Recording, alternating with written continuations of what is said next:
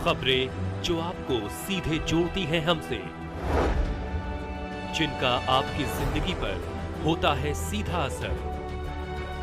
आपके जरूरत की खबर। नमस्कार, आप देख रहे हैं मध्य प्रदेश हलचल न्यूज और मैं हूं आपके साथ मानवी ठाकुर। शुरुआत करते हैं आज की खास खबरों के साथ।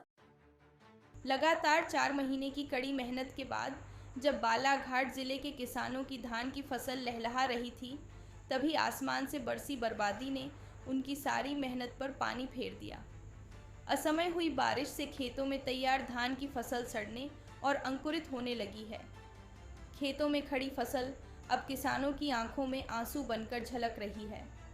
मंगलवार को जिले के सैकड़ों किसान अपनी बर्बाद फसल के प्रतीक रूप में हाथों में अंकुरित धान लेकर कलेक्टर कार्यालय पहुंचे। जिला पंचायत सदस्य प्रतिनिधि मुकेश माहुल्ले के नेतृत्व में किसानों ने जिला प्रशासन को ज्ञापन सौंपा और मुख्यमंत्री के नाम भेजे गए इस ज्ञापन में फसल क्षति का तत्काल सर्वे कर मुआवजा देने की मांग की। किसानों का कहना है कि उनकी मेहनत, लागत और उम्मीद सब कुछ इस बारिश ने छीन लिया है। जिन खेतों में धान की बालियां सुनहरी लहराती थीं, वहां अब अंकुरित दाने और सड़ चुकी फसल दिखाई दे रही है।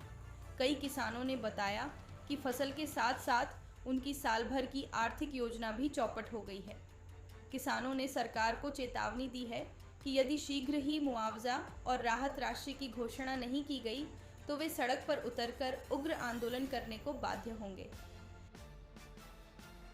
करेगा सत्ता के गलियारों से, चप्पा चप्पा गूंज उठेगा इंकलाब के नारों से। जय जवान जय किसान, जय जवान जय किसान, जय जवान जय किसान, जय जवान जय किसान, जय जवान जय किसान, जय जवान जय किसान, जय जवान जय किसान। भैया मैं हूँ इस छोटा अपने बालाघाट जिले का छोटा सा समाज सेवी सदस्य जिला पंचायत प्रतिनिधि मुकेश माहुले। जैसा कि आप सब अभी इस वीडियो में देख रहे हैं, ये कुछ समय पूर्व बेमौसम बारिश जो हमारे बालाघाट के लिए किसानों के लिए काल बन करके आई, जिसने अपने 4 माह की मेहनत, बिजाई खरीदी, जुताई करी, मजदूरी लगाई, खाद डाली, दवाई डाली, कटाई करी, उसके पश्चात जब फसल घर आने को रही, उस घर आने की फसल के पर प्राकृतिक आपदा के रूप में, जल के रूप में प्राकृतिक आपदा उनके ऊपर बरस गई और पूरी की पूरी उनकी पूरे साल भर की मेहनत नष्ट हो गई। ये आप जो देख रहे हैं, ये कोई धान का बीज अंकुरण नहीं है, ये किसानों के गाल पर काल बन करके बरसा है ऊपर वाला आफत के रूप में। ऐसे समय में हम माननीय मुख्यमंत्री जी और मध्य प्रदेश शासन से आह्वान करते हैं, किसानों के हित में उनकी आत्महत्या को रोकने के लिए, उनके ऊपर जो कर्ज चढ़ गया है उस कर्ज को रोकने के लिए, उनको बचाने के लिए मध्य प्रदेश शासन उन्हें जो मुआवजा के वितरण करने के लिए हम मध्य प्रदेश शासन से गुहार लगाते हैं। माननीय कलेक्टर महोदय के मार्फत, मीडिया के मार्फत आप मीडिया से निवेदन है कि जो अनाज हम सबका पेट भरता है, शासन प्रशासन सत्ता विपक्ष सबका, उस किसान आज भी भूखा नंगा है। जिसने कर्जा लेकर के अपने धान उगाने के लिए, सबका पेट भरने के लिए, जनता का पेट भरने के लिए धान उगाया और धान का ये हाल है, उस किसान पर क्या गुजर रही होगी हम इस फसल को देख करके अंदाज़ा लगा सकते हैं।